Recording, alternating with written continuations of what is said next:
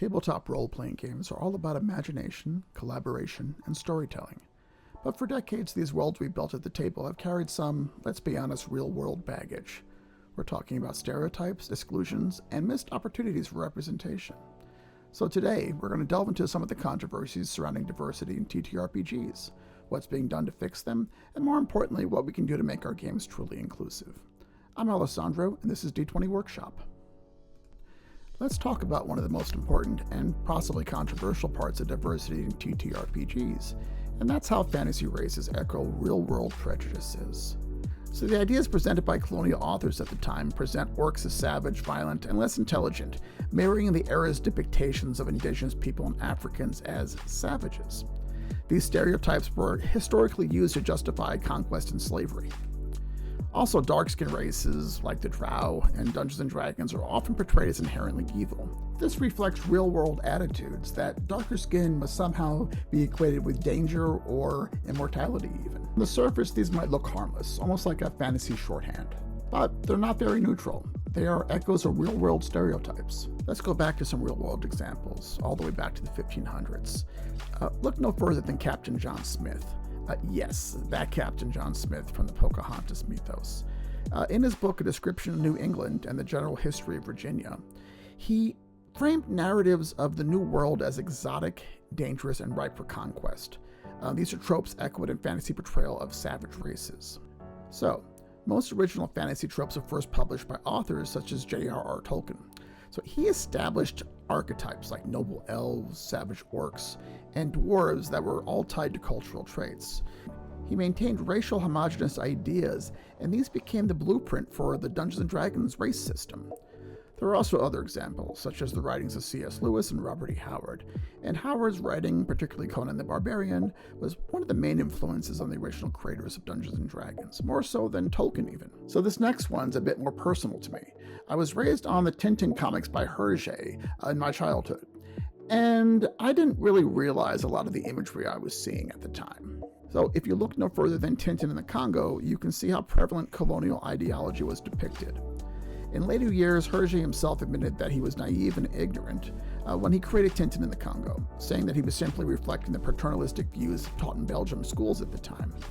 In his work, The Blue Lotus, Hergé attempted to correct some of those past mistakes by portraying Chinese characters as sympathetic, and also condemned Western racism. It was at least an attempt in the right direction. If you want to discuss Asian, Jewish, and Middle Eastern analogs, traits like greed and cunning, often assigned to goblins or exotic fantasy races, echo the idea that these people are deceitful, morally suspect, and greedy, and hoarders of money. This is what's called racial essentialism. This is when fantasy races are all presented as uniform, one culture. The harmful idea that whole groups of people share fixed traits. Even in the modern day, the attempts at inclusivity can go horribly wrong. Here is my friend from another platform, Youngles, who explains exactly how things can go wrong. There's Asian American, right? And then we all kind of have this like umbrella under Asian American.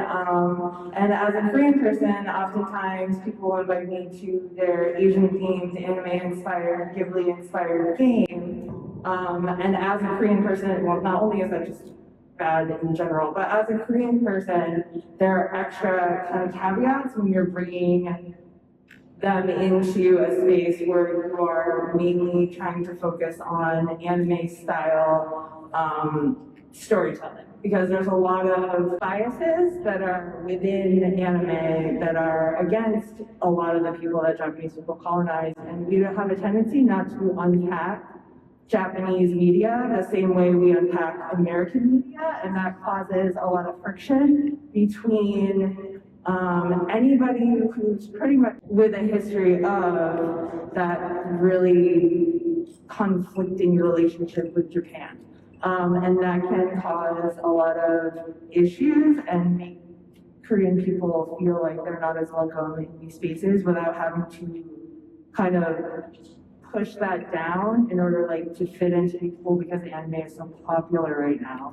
And so many people are trying to tell these stories without consulting with Japanese American consultants and things like that. So that makes it difficult for a lot of Asian Americans to kind of tell their stories in their way, because it's kind of put into this box of anime style storytelling. This was recorded at PAX Unlimited this year, where she educated the crowd about this particular issue. It is one I'd never heard of myself, and I was very glad she did this.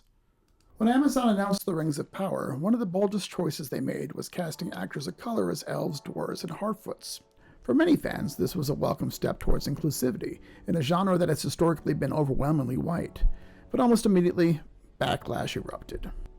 A somewhat vocal segment of the fandom claimed that the diversity was, quote, unfaithful to Tolkien's vision. They flooded social media with racist comments, harass actors like Ismael Cruz Cordova and Sofia Nomvet. And there was even a review bombing campaign that was designed to tank the show's ratings. What should have been a celebration of diversity and representation quickly became a battleground over who would control Middle-earth. At the same time, critics noticed that representation must go deeper than casting. While the show featured a diverse cast of people of color, a lot of critics and fans noticed that disproportionately, these characters were either sidelined or killed off. This raised questions about whether inclusivity was transformative or just surface level. So let's get back to the TTRPGs at hand. As recently as 2017, Wizards of the Coast released a module called Tomb of Annihilation. Well, things went a little bit wrong.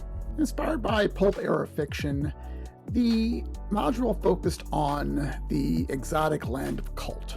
It would clearly echo pulp-era works of the African continent being a dangerous place for European heroes to conquer. Local culture was written in the horrific tropes of the witch doctor or the noble savage.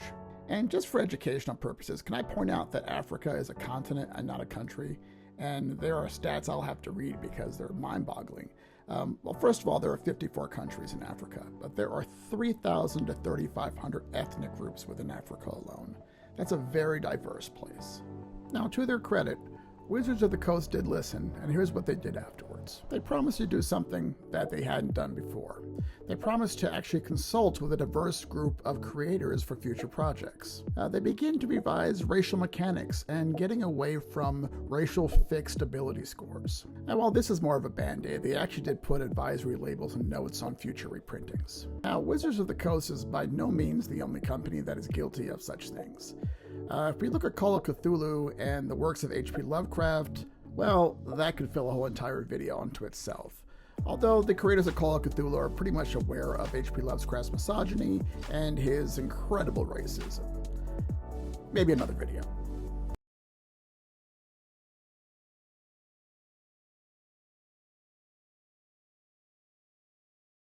So, what can be done? Well, part of it is what we're doing. We're pushing back upon companies like Wizards of the Coast and other publishers. But a major aspect of what we can do as content creators is create our own content and push the images and the stories that we want to see and to make the voices that we want to hear. And at the same time, gather enough attention amongst ourselves so that we actually support each other. So in the course of researching this video, I came across many resources just by doing a simple online search. One group I found is diversitysaves.org, which is an entire nonprofit devoted to promoting diversity in the TTRPG community. Please check them out. I'll leave their link below in the comments. Finally, don't be scared of diversity. Don't be scared if they start crying woke. And if you're not a person of color or a person from a marginalized community and you want to create content, basically consult with people. Consult with people who are making the content, maybe not just your friends. Consult with people who maybe are experts on the subject matter. And that helps because I understand there are people who are well-meaning but are afraid to touch on these subjects. So do the best you can. Now, I didn't even come close to touching upon every aspect of this subject. However, I will make follow-up videos, and I realize I did basically focus on the BIPOC community, but that doesn't mean I don't think about the trans community, the queer community, and the neurodivergent community as well. This is within my family and something very close to me and something very close to my heart. I will produce other videos on those subjects. And a video that could fill volumes as well is basically the treatment of women in TTRPGs. This has been a long history since the beginning. Below in the comments, I will leave links to the things I've spoken about. And start the conversation. Let me hear from you. What do you think? If you're going to cry woke, this isn't the video for you. I mean, this is you don't know what the word means, even trust me. It's been something that's been co-opted. This is to celebrate, not to marginalize another group of people who aren't even marginalized to begin with. I am here to promote people and positivity. And that's what my whole life is about, positivity. I want this to grow within the TTRPG community. I'm Alessandro, and I'll see you in the next video.